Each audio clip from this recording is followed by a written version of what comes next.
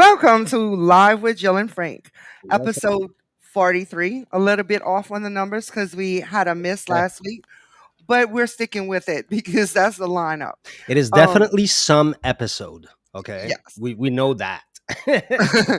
My name is Jill Petrie. I'm a psychic medium. And my name is just Frank, and for tonight I wrote I'm a confused puppy. So That that's works. why we're a bit late.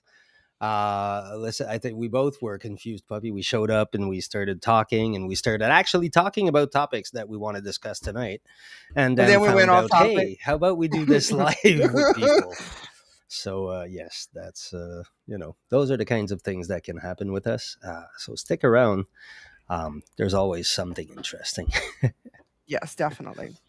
So, a few things tonight. We're going to talk about some EFT tapping.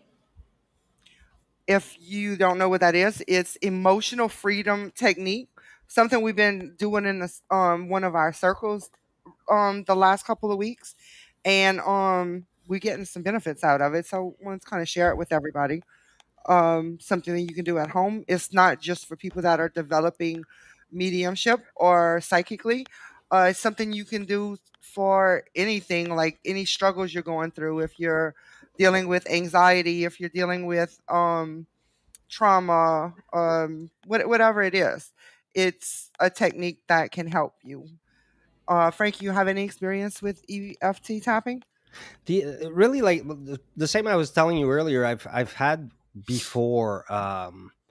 Somebody showed me once to reduce anxiety to tap under my eye, and it actually worked. Like, I mean, I was in a situation and they said, like, try this, like it really calms. And I did it, and I was like, hey, you know what, it actually works. uh Something that's not the same but is related is, if anybody's afraid of heights in ladders and stuff like that, something that has helped me, because I'm afraid, but I work construction, so every once in a while I'm called to be in there anyways. You If you touch anything to your calves, immediately you kind of go, okay, I'm all right. I don't know why. It's like your brain assumes that because you're touching something that it doesn't matter how little is behind you. You just told your brain you're good. It's a little trick, and it works. So, anyways. So, what we doing is us. We're doing specifically for psychic development. So we're doing something Oh, different, and nice. we're actually doing a class. So we're tapping in doubts that we may have to improve in our development, and we start with the eyebrow, and you tap in. Well, first you start with grading yourself. Like, let's say you are you're wanting to quit smoking. Let's use that as an example. You I can like use that. anything. Let's say you want to quit smoking. um, so you're gonna decide how bad you want to quit smoking from 1 to 10. So let's say I want to quit smoking um a lower number. You're gonna tap it in a lower amount of times, a higher number, a higher amount of times. I'm gonna go with three, Okay. just because I'm not gonna sit here and tap it 8 times. Okay. So we're gonna just go with Why three. do I have a feeling that's also your level of commitment to quit smoking? Just well, I first of all, I don't want to quit smoking, and second of all, So three's as good as just it for gets. time wise, we're gonna go with three. Look So at that. we Tomorrow would morning, do, you'll stop smoking. we would start with something like the negative thought. We tap in the negative first. Mhm. So we would say, smoking is bad for me. So smoking is bad for me. And then you go here. And these are the points where you tap in your thoughts. Okay. Smoking is bad for me. Smoking is bad for me. Smoking is bad for me. Smoking is bad for me. Smoking is bad for me. And then under the arm, smoking is bad for me. Smoking is bad for me. And then you would go back around and you would tap in the The positive amount of points. times. Okay. And I did it backwards because I don't want to quit smoking, first of all, but I'm getting a text probably because I did it backwards. I would say smoking is not bad for me. But if I want to quit smoking, then I would go back around and say it is bad. You see? So you Oh, type it in yes. Yes. negatively first Yes. and then the positive. So I would type in smoking is I not, like smoking. or I like smoking. I love smoking. Smoking does not make me smell Relaxes like me. smoking. Yeah. Anything, like that. And then you would go back around and you start with on top of the eyebrow, by the eye, under the nose, on the chin, the collarbone, on under the arm, and then on the head. Hmm. Okay. And then it changes your, these pressure points changes your way of thinking and helps you to think differently and to change your habits. Well, it's weird because the only thing I know that uses something similar, I'm having a hard time sort of like making the two gel together because you know how that's always what I try, right? I try to take any new information and I try to make it stick to all the other information I may have. Um, and so the only thing where I come close to this is with NLP, where you're using like anchor points. And so I believe like that's pretty much what you're doing is you're using the anchor point. You're sort of creating anchor points in order to modify them. So you're saying, this means I love smoking, right? Da, da, da, da, da, Mhm. da, da, da, da, da, da. And then you're going like, no, it means I don't like smoking. Now, where NLP would differ is that you would come back to the whatever you've anchored. Let's say it would be, tapping on the shoulder or whatever, or, even doing this can be an anchor. Mhm. But whatever you've anchored, you'll come back to it. But this is where I'm like, okay, wait up. You don't come back to it. You don't recall it. So it's like, it's instant. It's very condensed. So I'm like, okay, how does it manage to recognize the difference between, like, how does it, do you see what I mean? Yeah. It's like a And 2-in-1 shampoo. right. And I I'm not don't know. 100% familiar with it yet because we've just been doing it for the last couple of weeks, Yeah, yeah, but I will come back and keep you updated. And I mean, y'all can look it up definitely. and check it out and see what it's about and what it can help you with. But Well, I it's not saw it just helps with for, anxiety for one yeah, thing, and anxiety would that's a probably good be a thing. big one. Like I think I had seen it, well, not seen it like learned it, but seen people use it and whatever, even in like office settings and stuff like that. It's relatively mainstream, like it's Mhm. very accepted, if you will. So it's kind of, in that And I'm respect, told it's that kind it's of cool. very effective too. So that's very so guys, look into that EFT tapping. You know, Emotional it's freedom technique. and also, well, I mean, obviously Jill has mentioned she does it in circle. So if you guys are interested in Jill's circle, that's also something that you may want to talk to her about. Um, in my case, I'm just a confused puppy. So what are you confused about today, Frank? Today, no, it's just everything was so fast, and I showed up like literally 3 minutes before the podcast, and I was like, but I'm not really that confused. I actually had a good day. I was house shopping. I had fun. I saw some wonderful places. I didn't actually go visit them, but I was starting the process, like just looking at what, Online? well, online and going to some of them to just kind of scout the area or whatever, because I kind of want to get enough nature and I want to be close enough to everything. So it's kind of a balancing act. Um, but I'm finding some pretty decent places for it, so it would be very nice. And then that would give me a nice space to be able to set up a studio that can stay up all the time, Mhm. provided the girls don't destroy it. Actually, no, they'll be the cleanup. They'll be the cleanup crew. Cleanup crew. They want to earn money these days. Anyways, so yeah, so everybody knows it's because I have my daughter and a bunch of her friends, and I keep on paying them to do all kinds of stuff around my house. So that's the girl squad there. So now I had highlighted something here that I wanted to talk about. I liked that topic, The relationship between sound and spirituality. Sound and spirituality. Yeah. What up? Well, you start because I'm.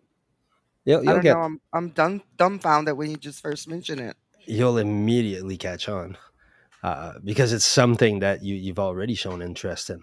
Okay, Anytime I you vibrate a got me god name, interested. anytime I vibrate a god name when I'm doing ritual, that's exactly what I'm doing, right? I'm using sound. I'm using a specific vibration to manipulate a particular energy, right? Mm-hmm. And so, yeah, in that respect, anyways, the way I use it, yeah, sound has a huge relationship. Now, also, we have bells that are used by Buddhists, Mm-hmm. we have bowls that Singing resonate at bowls, certain frequencies. Um, there's a lot forks.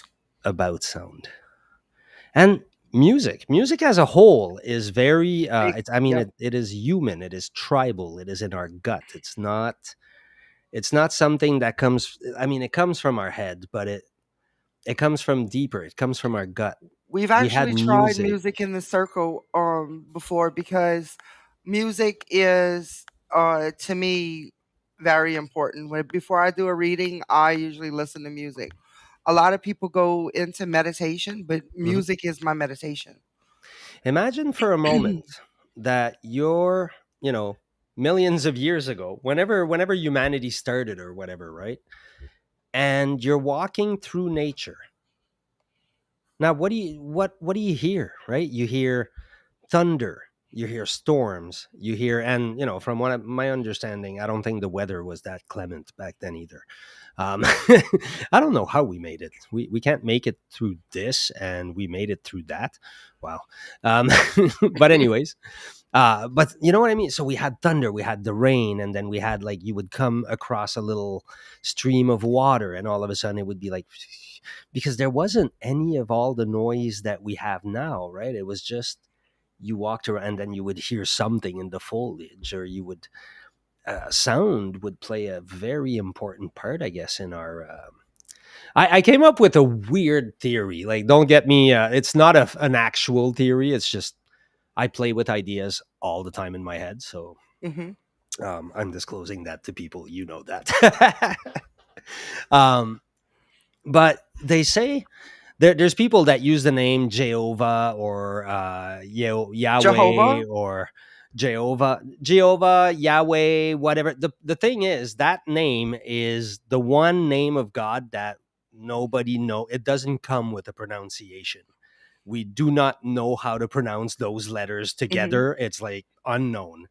But it is also supposed to be that way. It's meant to be that way, and it's called the ineffable name, because you can't say it, because that would, theoretically, that would give you knowledge of God, right?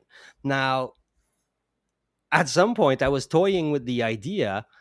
And they say God is a verb, right? Like, when they talk about creation, the first thing that happened, God, like, it was an action. It was a So maybe the first apparition of God that we have is some dude in the jungle going, Yahweh. And everybody went, what the whoa, man. What? This is it. You know what I mean? Like, and then from there, it became like, yeah, the Yahweh, that's the thing, bro. And then they assigned all kinds of powers to it and whatever, and religion continued doing what it does.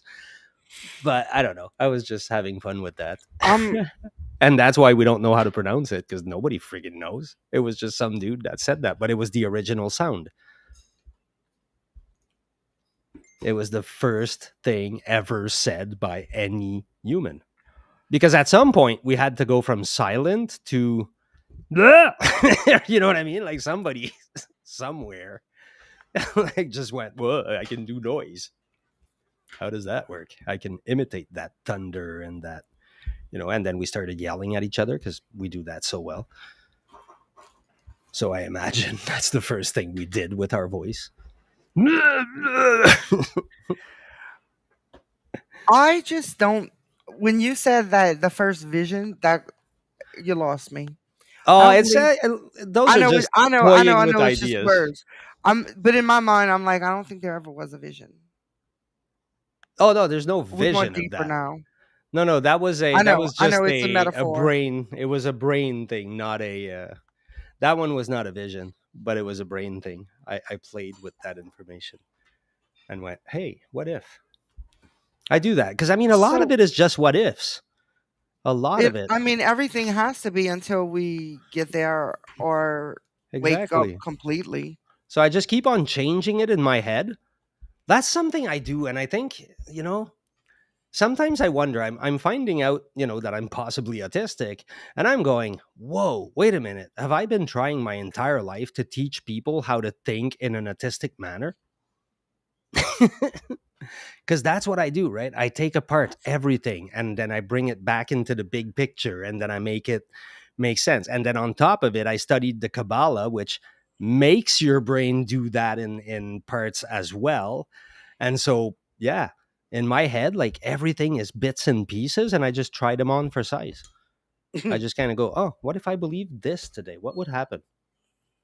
I don't know. Let's try. Next person I meet, that's what I believe. Why not? If I don't like it, I can pull back. I can go back to what I was. Nothing stops me. But that wanting to explore, that willingness to explore myself and to say, hey, I can change in any way, it came from being in rehab, right? I got to rehab and literally sometimes I get images in my head. And the image I had when I got there was actually like a Lego, like a plate where you build Lego on top of it, a flat base, if you will. It was that with a million Lego destroyed on top of it. And I was like, okay, that's what my life is at right now. Like everything is destroyed, nothing makes sense. And I went, okay, so from there, I guess all I got to do is build something because there's nothing. And I started building, and I did. And I'm okay with what I built. It's yeah. That scenario could have went so bad with a different building material or different way of demolishing it. Like had it been toothpick built off of toothpicks and burnt down, what would have happened? Well, I would have started making toothpicks out of trees because that's just how creative I am. I don't know. I would have had another allegory in my head, but I mean, it just came because I like Lego, and it kind of just for me that was the place that it took to have that sort of visual that sometimes I work visually like that. It's just more. I understand more with images than with thoughts. Other times it's thoughts, it's voices, but Hmm. sometimes it's images. I had never realized that before, actually. That's interesting. But yeah, sometimes it comes as images. I think I use more thought than image, I use more thought than image, I'm pretty sure. and I have like But more like knowing than anything. Like yeah, just I don't even know same here. sometimes where the words come from. Like I know. It's yeah, I get that feeling. I totally get that feeling. That is the weirdest. you Does know what's the anybody hardest in the thing? chat, like if anybody's listening, whatever, leave a message, whatever. Do you get that you're in front of somebody and whatever they're telling you something and you know everything and you're just kind of answering to things they haven't even told you yet or whatever, and they're just like okay, like really what's going on, or okay, like, I'll say the one that happened with my daughter with the planet thing there. I showed up at my daughter's school. I say, she comes out. She goes, "Dad, guess what happened?" And I go, "Oh, you went to another planet and discovered three different alien races." And she goes, "Like, oh my god, how did you know?" And I was like, "There's no way." like that is not what you did today, right? And she goes, no, but I just drew a planet with an alien on it. And I was like, oh my god, okay, that like I just wanted to run away almost, but I was like, okay, like how it just comes out. It just kind of like, I don't know. It's Yep. weird. Yeah, it's really hard when, like, especially like when I'm in a reading and I'll say something and the sitter will be like, "Why?" or like, "How?" I don't know. Like, well, how do you know that? I don't know. Like, you Yeah. lucky I know that, much less let me tell you how or Yeah. why. You If know, you can like, tell me how, I would pay you. and then sometimes people call back, like after, and you remember you told, no, I don't remember telling you Oh this. god. Like, Yeah. I don't remember what I told you. It Who are comes you? out and that's it. I don't remember it after. I remember sometimes. Well, I mean, I don't remember anything, so it Well, gets lost in that. But a lot of psychics forget like what they read because with the reading's not meant for me. It's meant for the other person. So I'm not meant to remember it. yeah, I forget my name though, so that's why I'm like, okay, I would I, forget I one way forget or my another. name too, but it's probably because nobody calls me by my name often. I call you by your name. No, you call me Psychic Jill. No, that's on my phone. It says Psychic Jill. It says Jill Psychic. It's just I get confused so easily with my contacts, so I always put a description, something that says who the person is, so that if I have many Jills, I won't go like, oh my god, so I'll just go like, oh, it's the psychic one, where the other one is the waitress one, or I don't know. It's like the neighbor. I don't know. All right, so let's pick. I have other topics here. We can pick one. Um, I'm going to go in reverse order. The concept of universal consciousness in spiritual philosophy. That's one. The role of dreams in spiritual exploration and healing. The practice of Mm. mindful breathing and its spiritual benefits. The importance of You gonna make me forget forgiveness. the first one before you pick one. Universal consciousness. Dreams. Okay. Well, Mindful breathing. Forgiveness. wait, pick one. Well, We can talk about I'm all of just them, but going. I'm pick just one. using keywords of each, Okay, so let's you'll start pick with number one. one. Which Okay. Universal consciousness. okay, The go fact ahead. that we're one and that that we should have access to that consciousness. Yeah. Um. So basically, we are one. It's gonna be so hard to Okay, make. cool. Dreams now. No. It's gonna be so hard to like bring that out for people that don't, because it was hard for me to grasp that. When the first time I was told that, I was like, the fuck are you talking about? Like, I didn't get it. Like, you are me, I am you. We are God, God is us. Like, I didn't get it. You're I did in for not a grasp surprise it. at some point too, Yeah. because okay, Go here's ahead. what happens, and this is with almost everything spiritual. At least so far, that's been my experience. Hmm. You kind of get to um, somewhere where you understand something in your head. You go, shit, that makes so much sense now. Hmm. Why did I never understand that before? Right. And then one day something happens and you actually feel it, you perceive it, you live it. I don't know how to call that. And then all of a sudden you go, whoa, how can I freaking explain this to anybody? And it never It's happens. You hard to cannot. explain It's unless you go through it. you can't, and you're gonna try, and some people are just not gonna get it. Some people are gonna get it at that intellectual level, which is most people. Not most people. Most people who get it. Most people don't get it. Some people get it, and very few people actually fully, like embody it, if you will. Yeah. Because it's a weird. Um, I always use the same. Wait up, we have that here. I'm gonna use one of your graphics. I always use, like, to me, it's like all I always say is this. It's the best I can give you as a representation. That It is what it is. Like it's that's what we're part of. We are It's bigger this. than that, though. It's bigger But than that. that's the closest representation that our brain can comprehend. Beyond that I don't white know. hole, It's there's a whole bigger. It's world. no, no, no. I don't. Behind Maybe that middle, there's an maybe other people entire. resonate with this. For me, I don't resonate with this at Well, what do you all mean? because that looks so small compared to what we are to me. Well, no, what I'm saying is that hole is a door. Yeah, But that's no, but that looks so small. It's the friggin' sun.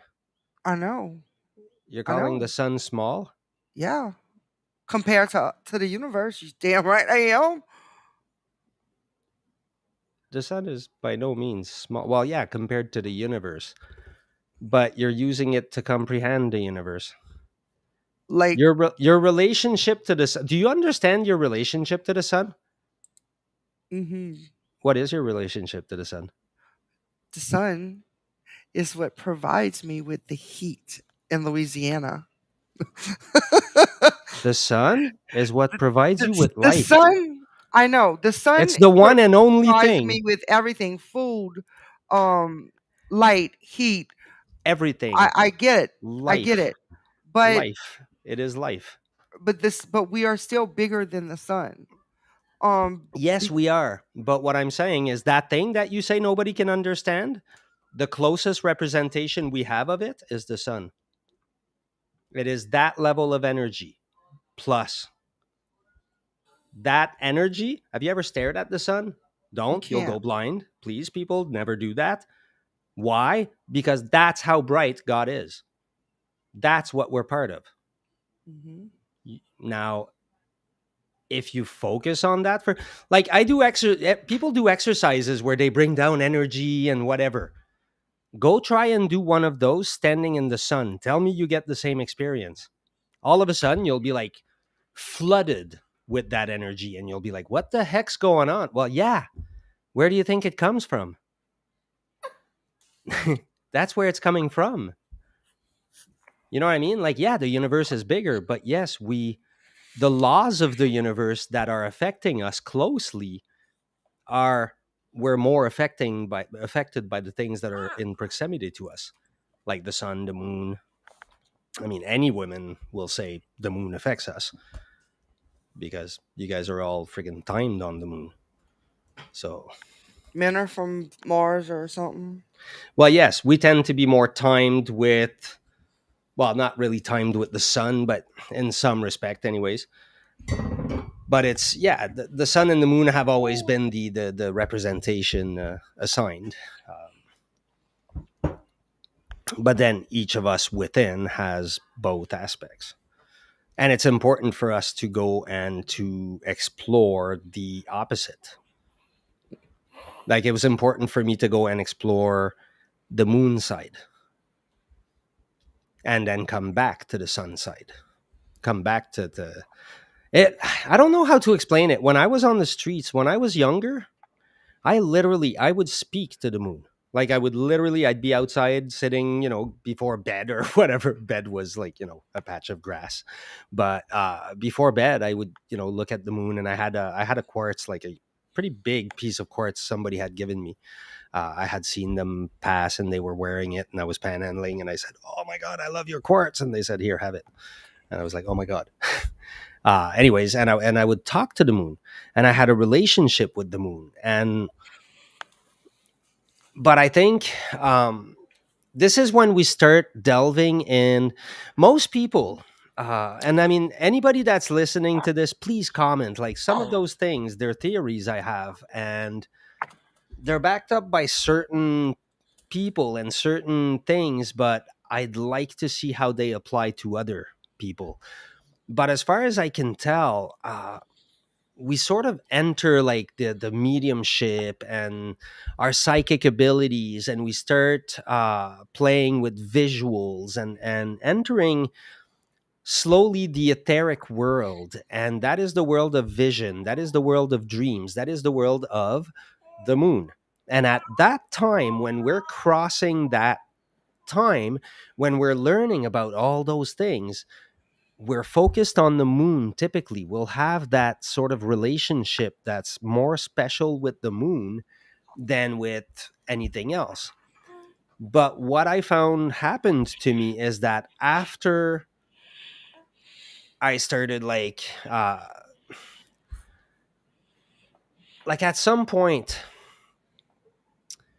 well, anyways, I can only speak about my path. My path was the path of I used some of the techniques of magic, and for me, what ended up happening is that all the visualizations that I was creating all the time at one point started taking life, I guess is what I would call it. They started almost having minds of their own, but not in a bad way, in a very cooperative way, in a very informative way, in a very it was like it's like tapping into parts of myself that I didn't even know existed before. And so that's the experience that it brought me. And as it did that, as the visualizations that I was usually creating from my imagination, they started taking different shapes. Like they would take different colors, different shapes, different, I would call an archangel and its robe would be completely different from what I would normally imagine, but it totally worked. And it was like twice as vibrant as I ever was able to visualize it. So I was like, okay, well, I'm not touching that. That's good. I love that. And it just started happening more and more. As that started happening, I started building more of a relationship with the sun, with my heart center. And then I developed my intuition more. And so for me, that was sort of the evolution that happened. And I believe that beyond that, there's still like way more evolution to be done. Uh, but it like, anyways, so far that's where I'm at. Ask me 30 years from now where I am, but if I'm Oh, alive, further, I'm sure. I hope. I hope. You never know, actually. We're humans, man. We can revert. We can do weird stuff. Like, you know what I mean? You can end up in some weird trauma, and next thing you know, like you spend the next 7 years in a little ball, and then you have to relearn half your life. Yeah, you Like never know. it is very yeah, humanity is special. Shit. Oh, sweetie pie. Oh, she okay? Oh, sorry guys. It's because we have a visitor. We have a baby. And so we're taking care of a friend's baby. Well, we are. I'm not really taking care of anything. Jill is taking care of a baby, so we're. So yeah, okay. So yes, that universal consciousness, the feeling of one. How do you people like? Let us know in the chat. Like, how do you people feel about that? What do you feel any sense of closeness? Um, Here's something else that helped me understanding that, and in my case it was what's called gematria. Gematria, it's a kabbalistic science. It primarily works with Hebrew, but there exists English gematria, and I don't think it matters that much. So you can look up online an English gematria, gematria, gematria. You can look up an English gematria calculator. And then the idea is that whenever you talk about two different words that have the same numerical value, the reason it works in Hebrew particularly is because Hebrew does not have letters and numbers. The letters are numbers, biblical Hebrew, anyways. I don't know anything about modern Hebrew because they had added vowels and it's very different. Um, But in biblical Hebrew, the letters are also the numbers. And because of that, every word has a numerical value by definition. And so you can really play with that. But people have created an English gematria, so you can play with that. But what it yields is that you're going to get words like, I don't know, God and one. like one a certain word for God, like let's say Lord or whichever. Um, well, actually, in our case, the word we were talking about earlier, Yudevave, is 26, which is Jehovah, Yehovah, whatever. Yudev. I say the letters Yudevave. Um, that word is 26, and the word for one is 26. So then you can say God is one, God is unity. And so you can continue, like you can keep on going through. And what it does, and this is where like anybody, well, not anybody, but uh in my case, I kind of started looking at it and I went, okay, but then, yeah, of course, I'm going to be able to always follow some kind of idea that's going to make sense. And in a very short amount of time, because of that, I went, oh, well, yeah, that's the whole idea behind it, is that you're making links in your brain between things. And in doing so, you're opening your brain to the idea of oneness because everything keeps coming back on itself. So in the end, you're saying God is one, God is love, God is love, love is one, da da da da. And then your brain starts just piecing all that together and going, well, I guess everything's one, because you keep on coming back to numbers, and then you use the tree of life and the numbers from 1 to 10 to represent certain ideas, and all of a sudden you're like, going down rabbit holes of all kinds of craziness, and you're like, wow, oh my god, like da, da, da, da, and but the truth is, it's everything is one, so it just, but you still, even as you get the big picture of it, even the details are still cool, because as your brain creates new neural pathways or whatever it's doing while you're doing this, it just like it opens up new ways of thinking, new creative ways of managing stuff. You know what I mean? What about the dreams? Well, your turn. What about the dreams? What's your dream topic? Well, it just says the role of dreams in spiritual exploration and healing. What are dreams? Let's start there, maybe. What do you Anybody? think they are? Oh, it depends. It can be a subconscious mind or it can be a visit from a loved one. It just depends on the dream. Depends on like if you remember the dream or if you don't remember the dream. Some people dream Um, the future. if yeah, it can be a prediction of the future. It can Some be a some lot of people. things. I'm not Well, no, but that's um the thing. I'm too we're familiar with probing. dream interpretation, but it can be a lot of things.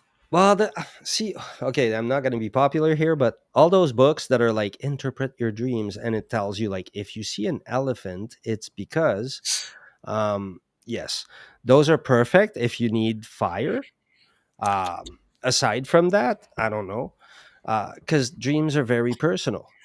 They're your subconscious talking to you. Now, whether different things can happen, your subconscious can be playing, it can be trying to make sense of what happened during your day.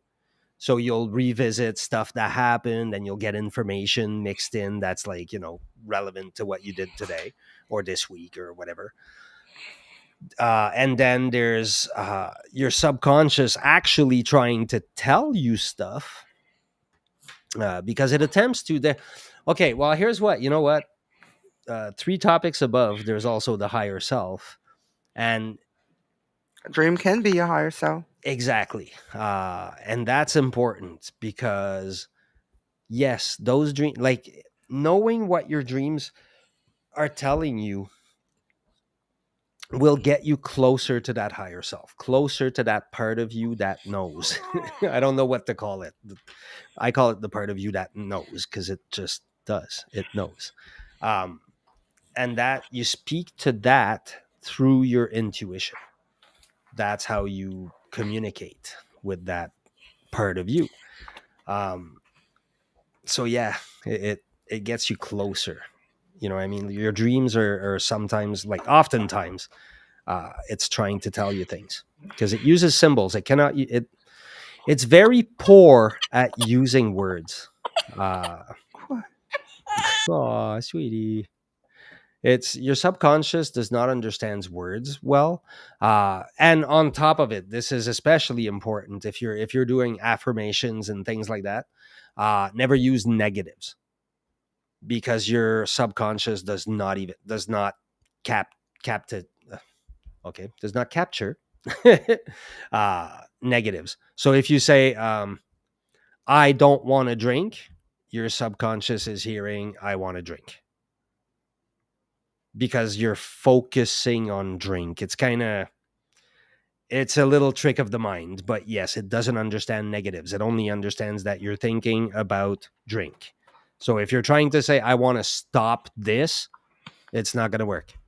It's I want to be this way. You know what I mean? You have to define where it is you want to be and then aim for it versus trying to get away from something because you're still aiming for it. Because you keep on repeating, hey, here it is, here it is, here it is. Does that make any sense? Kind of, but Well, it it's a little confusing to me. well, it's kind of weird, but it's that's the problem. It doesn't understand the negative part because you're still focusing on the thing. Okay, go in a room full of people and say, "Hey, everybody, do not think about a rhinoceros." What just happened? I didn't. Everybody just thought of an rhinoceros, right? While there's easier things than rhinoceros, I kind of went with a big one. But if you say nobody think of a cat, please don't think of a cat. Like, yeah, somebody's thinking of a cat now. It's just bound to happen. But it's because we don't, you know what I mean? So it works with okay. If anybody's wants any parenting advice, it works with children. Instead of telling them do not do this, you can say, well, young children, older ones kind of catch on and they don't care and they just want to Oh, kill I've you done that with anyways. my kids a lot. But instead of saying don't do this, you say, hey, check this out, and here they go, and you're like, okay, cool, that was avoided. Like, it's that easy, but nobody does it. Everybody's trying to stop them, and it's like, no, don't stop them. Or they go, you're in timeout, and I'm like, you, Don't you taste those vegetables. and Don't you so dare taste those vegetables. no, but the thing is, timeout works. Just don't present it as a punishment. Present it as an opportunity to think. You go, hey, you know what? Like, we may have been a little bit quick here. How about we go think about it for a minute and then we come back and talk about it? And then they'll be like, because usually it's just they got super excited and they got freaked out and whatever happened. And so you just kind of calm it down and go, okay, go to your room, think about it. I'll come back, try to answer what it is you did wrong, and you'll be out of your room. And they're like, oh, okay. And so they want to get out of their room. They'll figure out what they did. And if they can't, you can help them. So it's a win-win-win. Mm, mm. Here we are. So live with Jill and Frank every Thursday. We give parenting advice now. I don't suggest you listen to me on that. I don't suggest you listen to me on anything, but if nothing else, I'm entertaining and I have an opinion on everything. That's my thing, I guess. And I can be a confused puppy. I should probably remove that by now. I'm not as confused anymore. I will write mystic. That I am. Okay. Anybody in the chat have any ideas for topics? Anything they would want to learn about? Let me go through topics, and if anybody has one that they like, tell us. Connection between spirituality and creativity, the importance of compassion and empathy, the role of surrender and trust, practice of mindful eating. Oh, that's a tough one. I struggle with that one. Relationship between spiritual growth and emotional intelligence. Can we go with that? That's a good one. That's a difficult. I think it's important though, and it's overlooked. Go Um, ahead. well, here's the thing. My own belief is that anybody that wants to have any kind of spiritual life, if you can afford it, by any means necessary, if you can, please have a therapist. Like by all means, explore yourself through psychology, develop emotion, learn to deal with your emotions. What? Okay, here's my theory. All the problems in the earth right now are because we're angry. Our pandemic is an anger pandemic. We're all a bunch of frustrated people. We're all angry at each other. We all want to kill each other. And that's okay. We just have to be mindful of it and say, wow, what the hell is going on with us? And then we can start fixing it. But yeah, we have a huge problem here. And so why are we so angry? Because most of us have a really, really crappy emotional intelligence. We can't handle emotions. The problem is that our ego has given us a tool by which to avoid feeling emotions.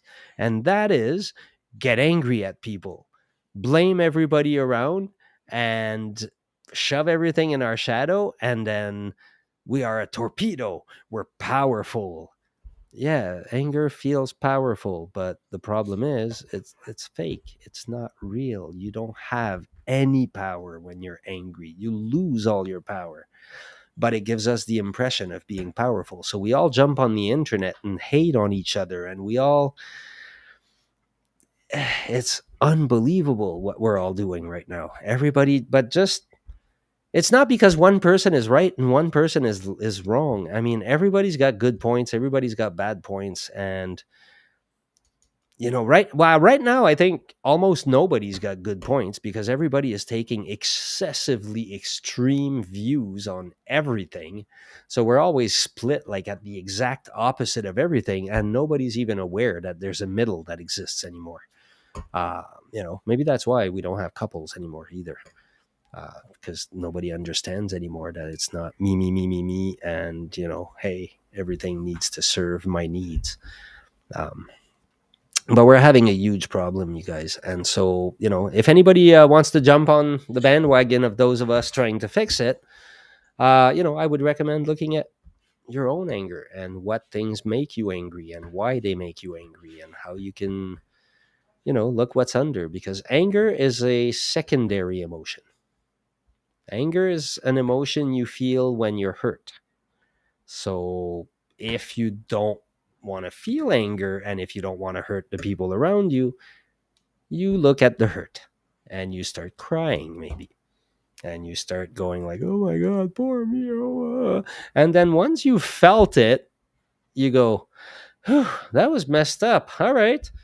But now you felt it, because that's how emotions go. That's emotional intelligence. Emotional intelligence is also knowing that sometimes is the time to, blur out stuff at people, and other times is the time to just keep it in and say, we'll talk about this later with them. Now, in my case, I can preach it, but I'm ADHD, so that is one of my massive struggles. We tend to be the person where everybody else at the meeting, when the boss says, you're all getting a pay cut, everybody's like secretly wanting to flip the table, and the ADHD person has flipped the table and they're now on their way to their car going like, oh crap, I lost another job. But hey, such is life. So what do you think about that, Jill? Emotional intelligence, is it a prerequisite for spiritual life? Oh, you left. I think you went to put the baby to bed, didn't you? All right. Well, guys, it's just you and I. um, I'm sorry, and I'm not as pretty as Jill, uh, but it'll have to do for now. Oh, as I said that, one person vanished. Really? I am hurt. Not. It's okay. So we can talk about the role of nature in spiritual practice. Now, I don't believe that everybody absolutely needs nature in their practice. Okay, maybe I'm lying. I don't absolutely believe it, but I'm having a hard time, not saying, hey, come on, you really need to go in nature. Because I go in nature almost every day. I constantly go in the woods. I'm looking at houses. I want to buy a house in the middle of nowhere in nature because that is where I go to heal. That is where I go to replenish myself. That is where I go. If you're in any way, shape, or form connected to the energies of things, to the way things interact with each other, the way nature balances itself. When you enter nature and you actually pay attention to what is going on around you, you can have such an amazing experience. And believe it or not, and this is something I don't know how to teach people, I'm trying to, and I'm sure most will go, what the heck is this guy talking about?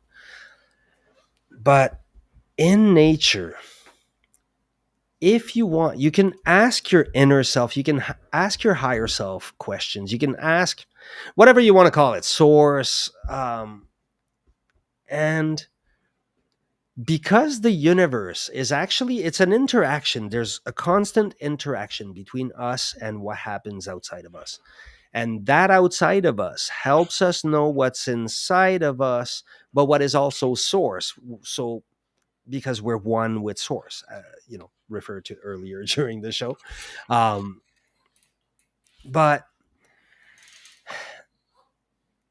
yeah, I'm getting lost in my own but in nature, okay, in nature, what you can do is you can focus on certain things that are going on in your life, and truly, through the sun, the birds, the wind in the trees, and what you can literally learn to interpret what it gives you back.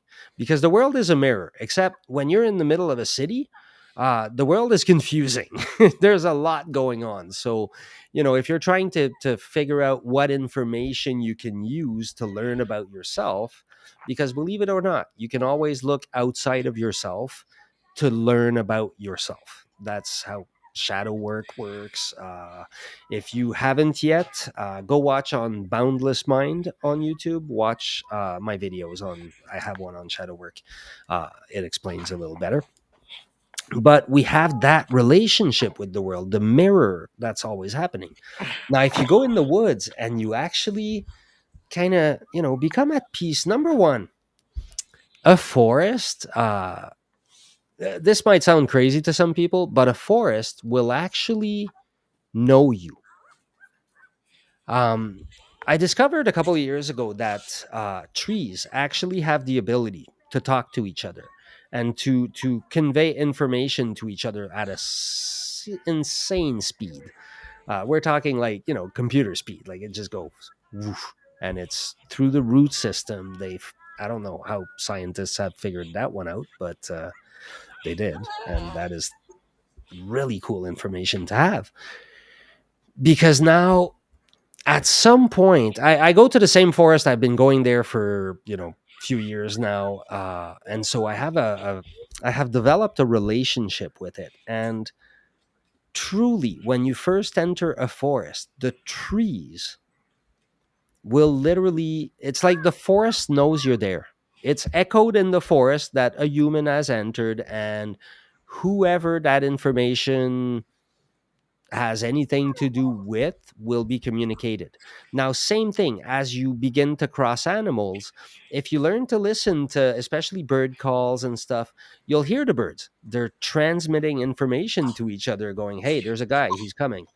And so the entire ecosystem uh, knows that you're coming. Now, here's the thing: if you go daily in that same forest, that entire ecosystem says, hey guys, here's Frank. especially if you're going in and you're feeding the animals and you're, you know what I mean, like if you're in any way shape or form being nice to them, they'll literally come and greet you. They'll come and interact with you, and even to some extent the trees and the sun will convey information to you. I've gone in the forest and been in like situations where I was like losing my mind. I'm like, oh my god, what am I going to do about this? I don't know what to do. And when I went there, I received, it's like all of a sudden I was like, oh, maybe I should do this, right? And all of a sudden, for some reason, the sun came out and everything just kind of shined. And I was like, whoa, what just happened? But at some point, I decided to allow myself to take that information and to go, what if the sun was right? What if the sun was telling me something? You never know. We're always going like, hey, give me a sign, give me a sign. What if we were receiving thousands of them every day? We're just not reading them. Maybe that's the skill that we need to focus on, is learning to read the signs. And so I said, all right, well, let's try to read the signs. And I don't know, so far it works. That's it, right? Like you go, you make friends. I actually want to, at some point, if anybody would be interested in that, please let me know. But I'm trying to do something where I would actually take a few people in the forest and teach people for maybe a couple of days or whatever about that relationship with the forest itself, and how to go in and learn to become part of that ecosystem, to become friends with it in a spiritual and in a, What are you going to camp out with people? possibly, I don't know. I haven't yet thought about how, but, or we might just go day and at night people sleep in a hotel, depending where we are, right? If we're just in a forest, like I go in the middle of the city, it doesn't matter.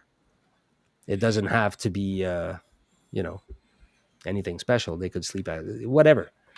I haven't made it yet. It's just an idea I have, because it's something I can teach people. Because look, I cross humans in that same forest all the time. I spend my time hanging out with deer, hanging out with, all kinds of different wildlife in that place. Really, really special birds like come near me because I don't know. I guess they're just at peace with me now. They never used to when I went before. And a lot of the humans I cross in that forest, I they saw the probably deer. don't see much. You know what I mean? Some of them don't see nothing because they're just running, or like people do that. They go run in the forest. And I'm like, okay, go run and then go to the forest. Just, I get it. Like it's prettier than running in the city, and it's more challenge and whatever. So it makes perfect sense. It's just, it's funny to me because every time I'm walking and I'm seeing a gazillion living things and they're just running by, and I'm like, wow, you're you're not in the forest. You're in your head.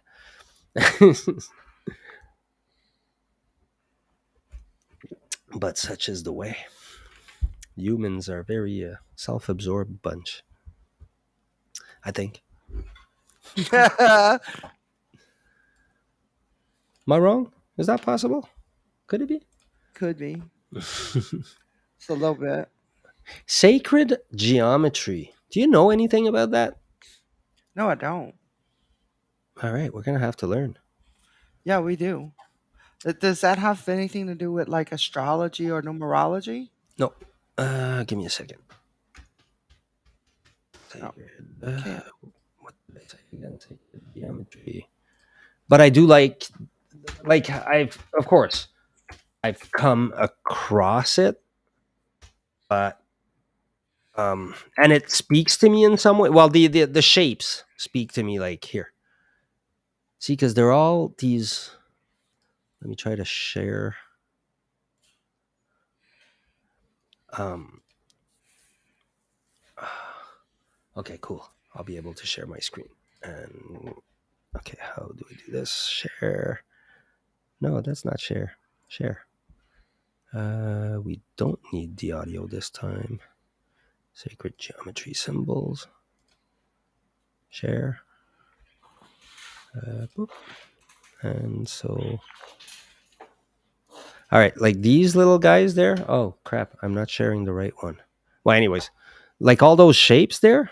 You know how you see them like everywhere and stuff. Like, Mhm. Didn't they, like, okay, teach this so in school or something? well, no, but that's the thing. That's Didn't you have to have one of these little tool things? It was like a little silver thing with a pencil on the end.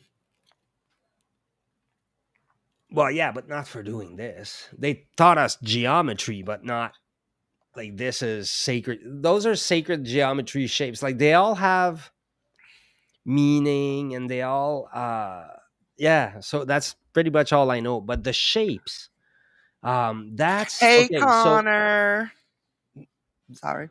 hey, um the shape at the very bottom left, that's the shape that I often talk to you where when I'm talking about us traveling multiple dimensions all the time at the same time, that image, imagine that what you're doing is traveling any of the lines, and then you're coming to intersections and you can follow one line or another, Mhm. and then one line or another.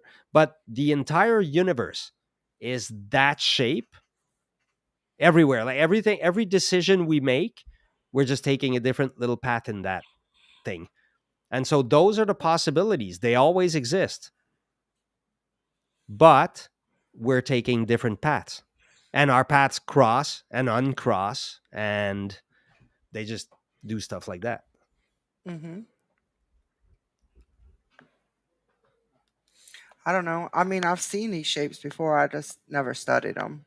Well, that's not what it actually means, I'm pretty sure. It's just that when I see that shape, that's what it makes me think of. But it's not what it means. Like sacred geometry is a whole Does thing. this have anything to do with the, I the don't know. colorful pictures that they As what? put out? Sacred geometry, art, symbol, and meaning. It is often referred to as the architecture of the universe, found throughout the natural world. Yeah, that's why. It's because all those shapes, and one of them, if you notice, is also the shape of the tree of life. All of those shapes, they happen naturally they happen in nature, like repeatedly. They happen a lot in nature. Like if you look at the second one from the top on the right, the germ of life. Um, Germ of life. yeah, yeah. If you look at that one, uh, right here. Wait up. Where am I? How? What screen is it sharing that? I see one side purple and one side you Google whatever. Oh, wait up. Oh, there you There go. we go. Okay, so this one, that's the same as those, they're not jellyfish, but they're like the flat ones or whatever. Have you ever seen those? They hang out on the side of the beach, and I think in the Bahamas they have them. No, They're never been to the Bahamas. But they sort of have that shape on them. And I've seen that shape in a lot of things. When you open, like, there's certain fruits, when you open them, that's what the seeds look like I may have inside seen it in I don't know if in I've seen it in fruits. a fruit or if I'm psychically seeing it, but like, was it like an orange fruit, orange peeling fruit, Well, that's it. There's some fruits and that like have little that. black seeds There's maybe? It's repeated in nature. It's You'll find those shapes everywhere. That's the point, is that those shapes happen a lot in nature. So okay. Now that thing at the bottom, the third one, the third row, the hmm one in the middle on the third row, I've seen a crystal shaped like that. But here, they all have meaning. Like, let's say we take the one we just said, the germ of life. Let's find it. Actually, they called the tree of life Now the I tree of can life. tell you what. Actually, you know what? I might be lying because I said that I don't really know anything about them, but these are used on crystal grids. Yes, they are. I don't know much about it, like I say, but I understand some of it, but it's in some sense it's because they're all the shapes that all those shapes happen in the universe. Like, I don't know if you've seen Sand those dollar, Pam experiments. says. Have you seen Hi, those Pam. have you ever seen when you put sand on a speaker? No. Why It would I do creates those that? shapes. It creates those shapes. It Oh, would not ruin the speaker though. wait up. Okay. Pam said second row, third pick reminds her of a sand dollar. What's a sand dollar? It's something from the beach, huh, Pam? Okay, here. Let me see. How will I? Yeah, share this tab. Okay, this. I hope there's If not you going to be want any to find the copyright secret to the issues. universe, Well, it's okay. We're not exercise the monetized anyways. But this is what it is. I'm not sharing sound. I think. Eh? Am I sharing sound? I don't know. I No. might have to Well, stop you share and reshare. well, it won't. Okay, yeah, it's reacting to sound, so I'll have to. Okay, stop sharing, reshare, share tab audio. This tab is amazing. Share. There we go, and play.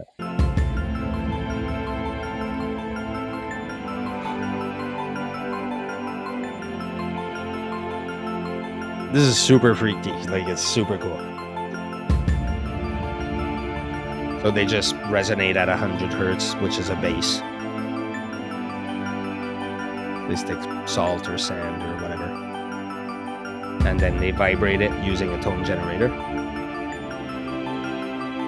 Well, you can read.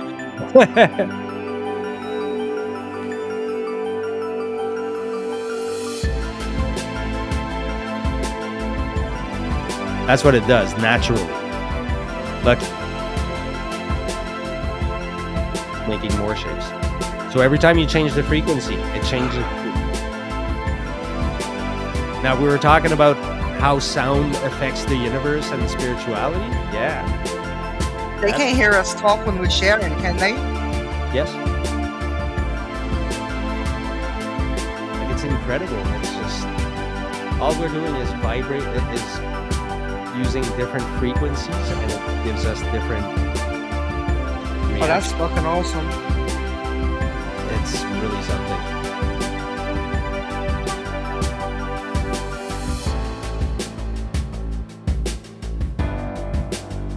Man, I want to just try that now and ruin the speaker if I got to. Well, they're not directly on a speaker. They have a plate that the speaker vibrates at those frequencies, because those are high frequencies too. It's getting higher and higher now. Well, actually, those are still, they're not that bad, but soon we'll probably get like super high. It's pretty insane though. It's like, okay. Now, the thing that I've never seen mentioned, and I don't know if it does it, is if you go back to vibrating the exact same frequency, do you get the exact same pattern? I don't know. But still. I suspect you would, you should. Now, the fact that you do is telling by itself. So when Pam, we magicians try it use, when you come to Louisiana. but that's the whole thing, though. When I say that when magicians vibrate words, that's the entire idea is that you're affecting everything. You're affecting everything around you with those vibrations. Because they're shaping this, but they're also shaping the air. They're shaping everything, right? The sound is traveling everywhere. That vibration is everywhere.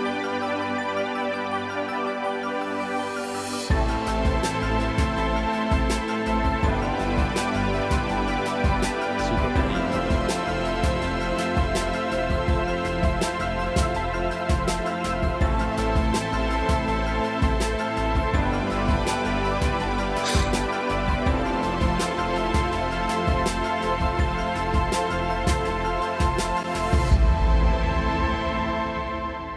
I feel because I used their video, we should do a shout out to BRUSSPUP Brus Pup, who made this video. So if anybody wants to look for it, it is a Brus Pup. But yeah, so That was that cool. yeah, BRUSSPUP. Um,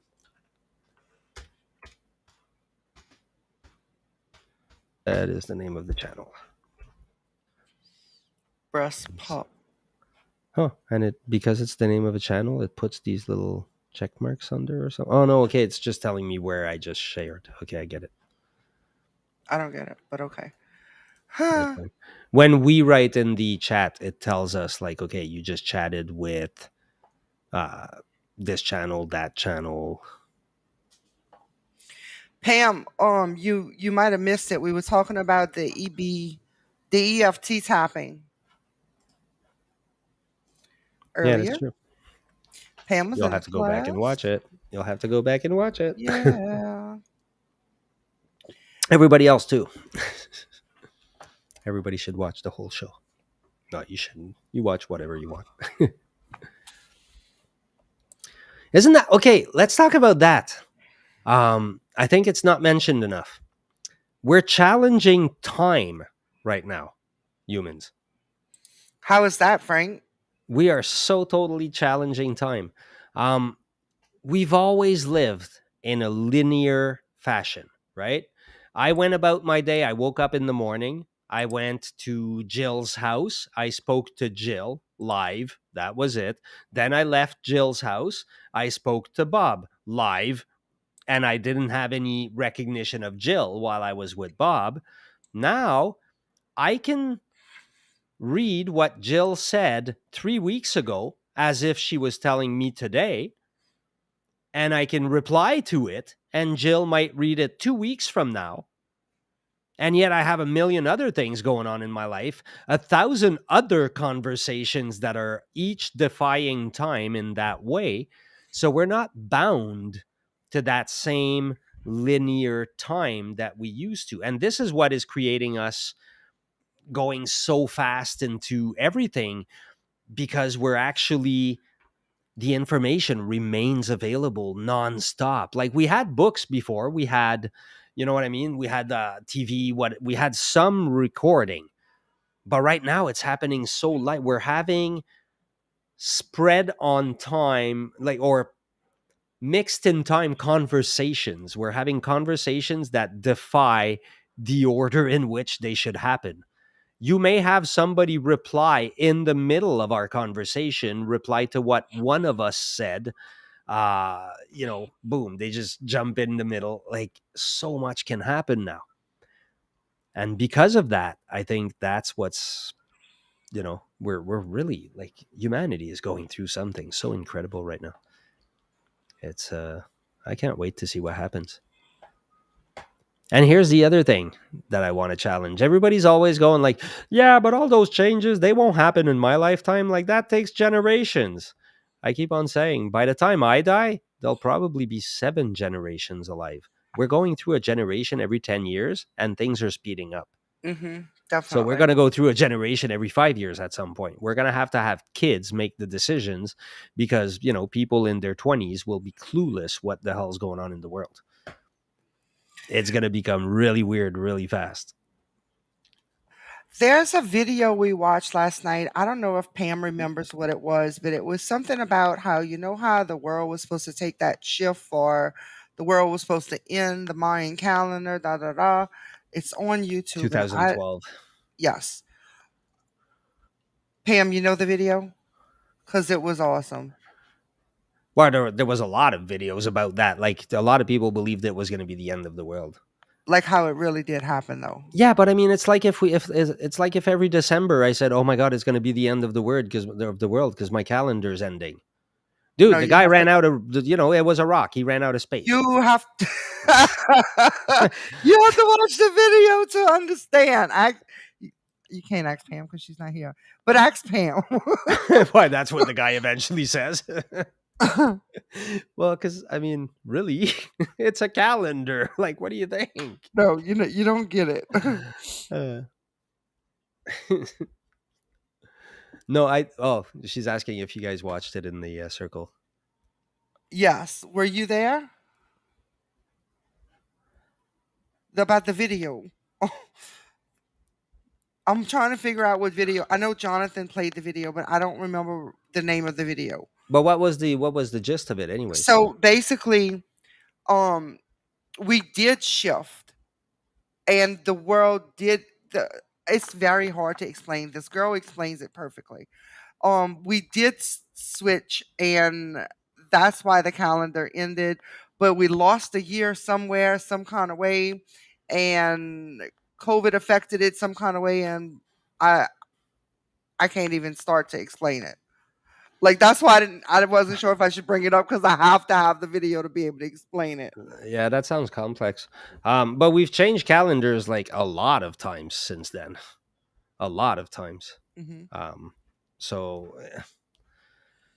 but I mean, yeah, as far as I'm concerned, yeah, the calendar ended because it just, that's what all calendars do. They're a record of something that doesn't even exist for real, time. Definitely. Like, so, okay, it ends. Ooh, what ends? Time? No, time's not like, time is going to end with us.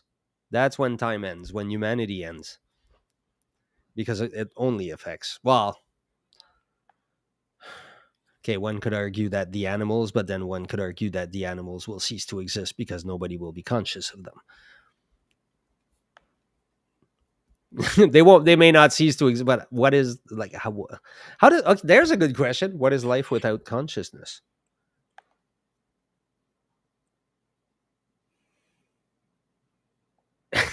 What's the answer to that? uh, yes, I believe we are as well. There's a whole story too. If anybody's ever read, has never read that book, I'm What's about the to lie here. I'm going to say it's a good book. I read it in French. It was the very best book I ever read. I went to read it in English and I went through about two chapters and I went, "Oh my He god, always this is a stumps me. horrible introduction." So it's the Foucault pendulum.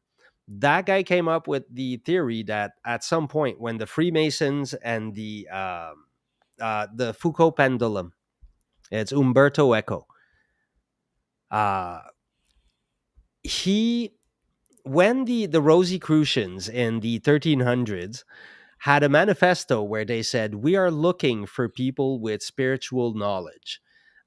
Please, if you know who you are, contact us." That was a big thing because back then, anybody who mentioned any kind of spiritual knowledge would get burned, killed, whatever. Like, there was many ways we could dispose of them. Um, and so for those guys to take that risk was like, okay, what the hell is going on here? And it was their manifesto. Like, they were like, hey, we exist and we're seeking people with knowledge. What he brings up in his book, and that guy's a scholar, like his entire book is all based on facts. He just kind of takes liberties and stringing them together in ways, right? But what happened is that the Freemasons were the one that were tasked because throughout history, different groups were tasked with holding the secret knowledge, whatever we now just simply call spirituality, but magic, all those things, because you would get burned to the cross. So you had to hide it. And Hmm. so at some point, they tasked one group and said, you have to hold on to this and pass it down to your adepts Generation. until a certain time, at which time you now pass it to a different group and they will become the ones holding it. Because we figure that by then, the Inquisition will probably be on to you. So they might know who you are. The same as everybody now is going like, oh my God, the Freemasons. And it's like, yes, at some point in history, the Freemasons had secret knowledge. Now they're just the club. They're a little more, but whatever, you know what I mean? Like, they're not the people that people think they are. And this is where the book gets interested, is he says, we changed calendar, and that's when we started using the Gregorian calendar. And it was only a little bit after we started using it that the Rosicrucians said, hey, we're looking for people with knowledge, because what he brings up as a could be is that the one group was still using the old calendar and the other group was using the new calendar. And they had been tasked with meeting on a certain date. And so they both met at a different date and went, okay, we're supposed to pass the knowledge. And the other guys went, we're supposed to receive the knowledge. And so they put out a manifesto asking for people who had spiritual knowledge to contact them. and which supposedly they did, and the Rosicrucians then became the people carrying the torch, if you will. And I don't know where it would be now. The Golden Dawn pretends to have been such people. It all ends up in the OTO. It all ends up in all kinds of other organizations that are related to magic in some way or another. But the fact that we had changed the calendar and that kind of had that impact is kind of cool. Uh, that was a super long story for just that. I agree. Your turn. I'm still trying to get this video. It's driving me crazy because I can't wait for you to see it.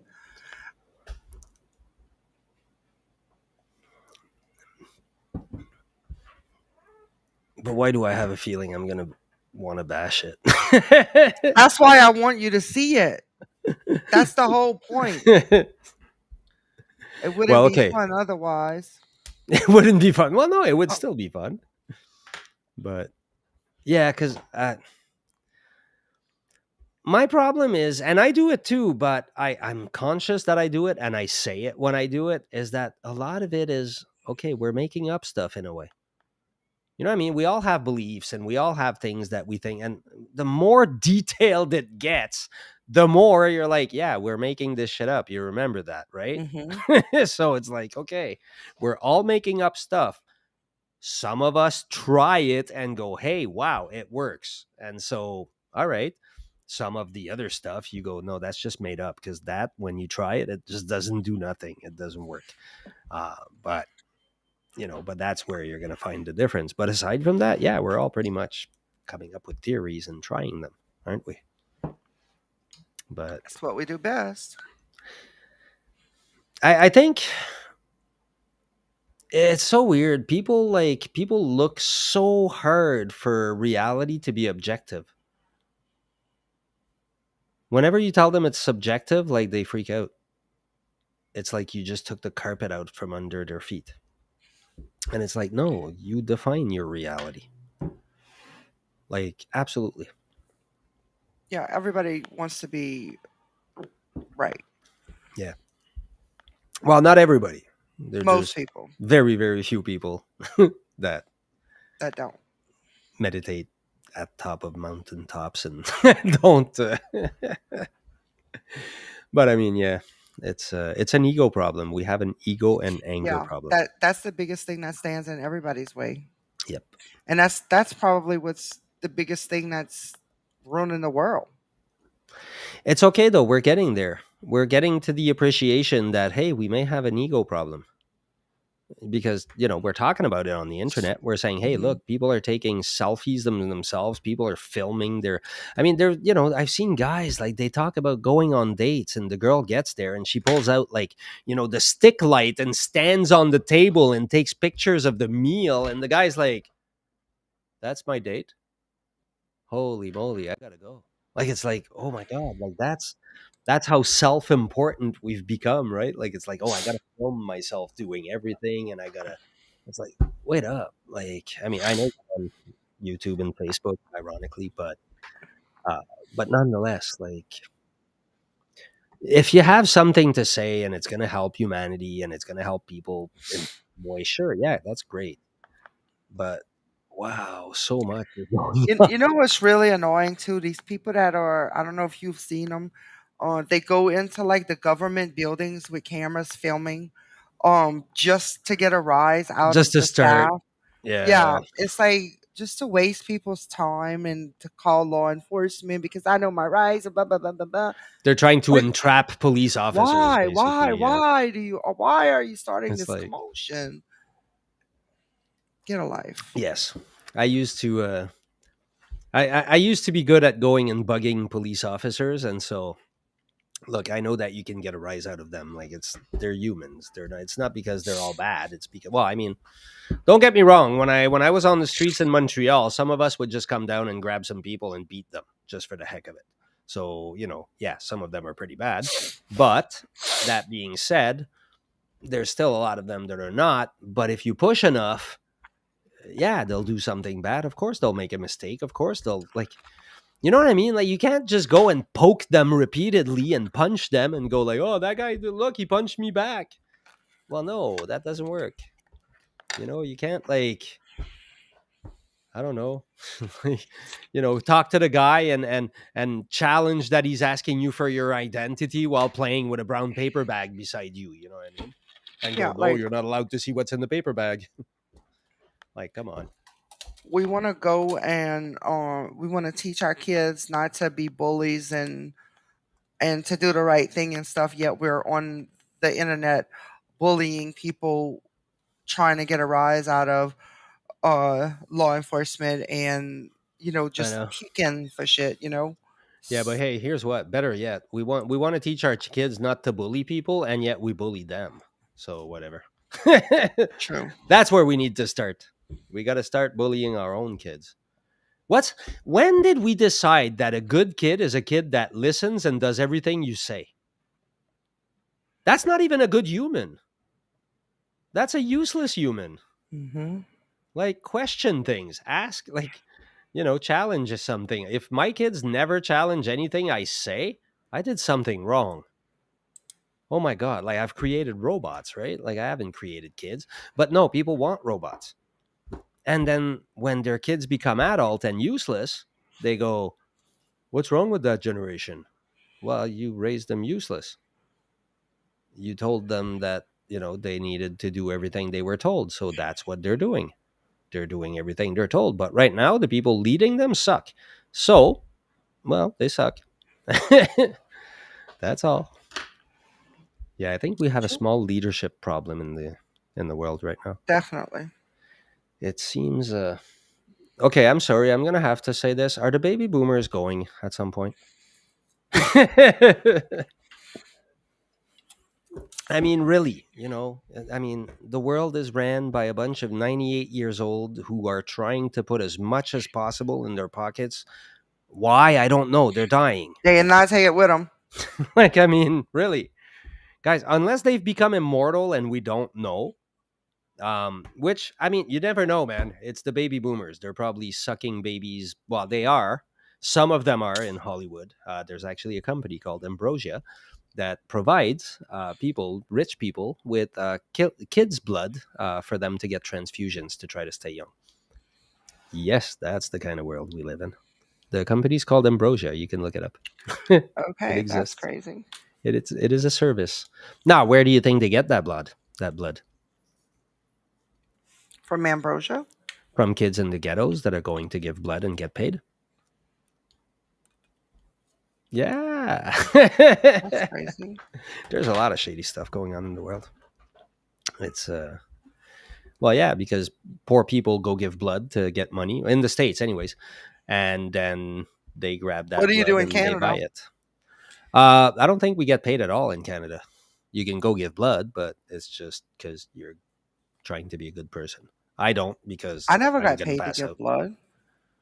Well, some places do. That's the weird part. Like, they have programs where they pay. Maybe it's because I always went like on like for my kids. The schools do like blood drives and stuff, Oh, maybe. so maybe that's why. Yeah, but there's all kinds of weird stuff going on with the blood and DNA and whatnot. And oh yeah, like, the amount of stuff that science is able to do, and that we don't even know that it exists, and yet, the rich class is able to acquire all that weirdness, and you're like, okay, dude, like, why do you even acquire that? But it is they're trying to become immortal because they they're fragile. I mean, that's a huge judgment. I apologize, but for the most part, typically, yeah, it's because they're fragile. Their entire existence is based on their ego, and their ego is not actually a thing. The ego is just a tool. It's a part of us. But if you live on it's like if I became my hammer as a carpenter. Well, no, I would be a hammer. Then people would just grab me and hammer nails with me, and I would be useless, right? You don't want to become a hammer. You want to stay the central you. Well, the ego was a hammer. It was a very effective hammer when we needed to survive against saber-toothed tigers. Because, yes, the ego is our survival tool. However, we now live in houses with no saber-toothed tigers. We have to worry about paying our heating bill, and we have to worry about going to the grocery store and buying food. We have Things are different a little bit. So yeah, we can't use our ego as our main function anymore, because it makes us kill each other. That's not good.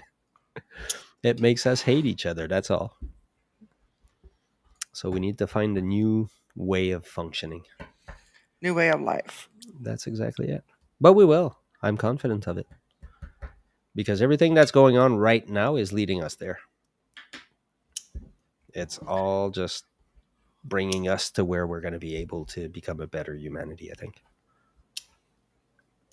All right, we're hitting on an hour and a half. I guess we're gonna wrap it up for tonight, Yeah, I think so. and we will be back live next week. I'm not sure what the date is on next Thursday. But here's the good news, guys. It's always Thursdays now. So it's Every easy. week on Thursday. Thursdays, 8 Eastern, 7 Central, 6 Pacific. um, yeah, like, come back, ask questions. You guys leave comments, ask questions. We really want to hear from you. Like the video. It's free, whatever. Like, just, make YouTube and Facebook know that you like us, we exist, or let us know you hate us. That could happen too. You And never know. and if you're catching this as a rerun, after the fact, we will come back and check the comments. Absolutely. Yeah, we always check all the comments. Absolutely.